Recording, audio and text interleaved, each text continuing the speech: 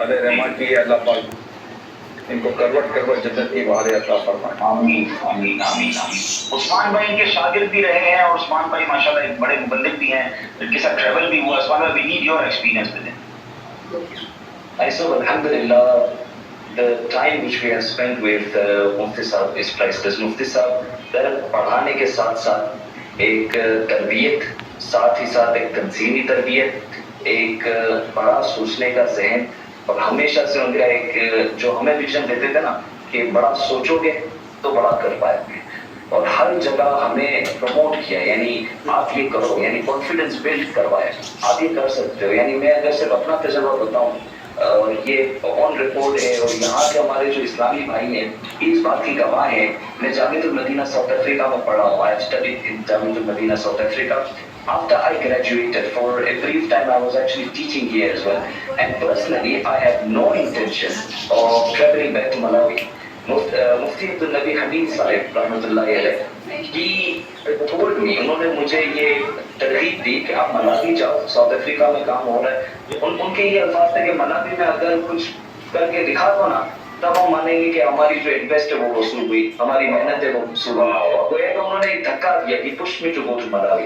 اچھا, اور ملاوی میں بھی ابھی ہم اسلام بھائی کو تصویریں بھی دکھا رہے تھے کہ جو کچھ بھی نہیں تھا, ہمارا ایک مرکز بھی نہیں تھا. آپ کو بھی یاد ہوگا 2019 یا 18 میں آپ بھی تشریف لائے تھے, تو تب کچھ بھی نہیں تھا. اور جب ہمارا پہلی مسجد جو دعوت اسلامی نے خود سے ایک گاؤں میں بنائی, اس کے لیے مفتی صاحب وہاں پر موجود تھے. اور پھر 2 ایسی تصویریں میں ملی, میں انشاءاللہ آپ سے شیئر بھی کروں گا. خالی زمین, اور بعد میں وہاں پر جہاں مفتی صاحب کھڑے ہیں, اور بعد میں وہاں انہوں نے اپنی محنت سے, کہ ملاوی غریب ملک ہے, یہ لوگوں نے نیا نیا کام شروع کیا ہے, ان کو سپورٹ کیا جائے, ان کو مجھے ملاوی لے جانے میں بھی مفتی صاحب کا کردار تھا کہ عبدالعزیز بھائی میرے ساتھ ملاوی چلے, میں آپ کو دکھانا چاہتا ہوں ملاوی میں کیا ہو رہا ہے. وہ بہت انٹرنیشنل ہے ملاوی کے.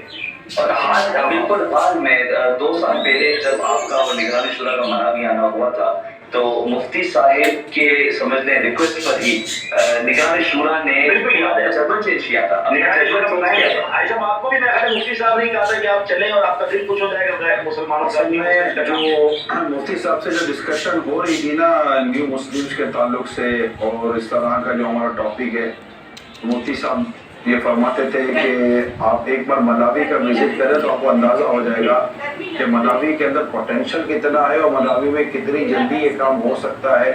مگر مجھے یہ بھی کہا تھا کہ آپ مین شہر میں صرف مت ہمیں جانا, مجھے کہا آپ گاؤں میں لیا, ہمیں گاؤں جانا ہے. میں کہا ٹھیک ہے انشاءاللہ ہم گاؤں جائیں گے.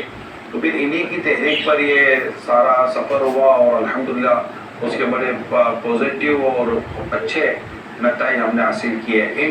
الغرض مفتی صاحب کو اللہ پاک غریق رحمت کرے, اور اللہ پاک انہیں بلا حساب جنت میں اپنے پیارے حبیب صلی اللہ علیہ وسلم میں فروغ عطا فرمائے. ان کی خدمات دعوت اسلامی کو اللہ کریم قبول فرمائے. اور اعلیٰ آپ کے ساتھ ایک واقعہ شیئر کرنا چاہتا ہوں.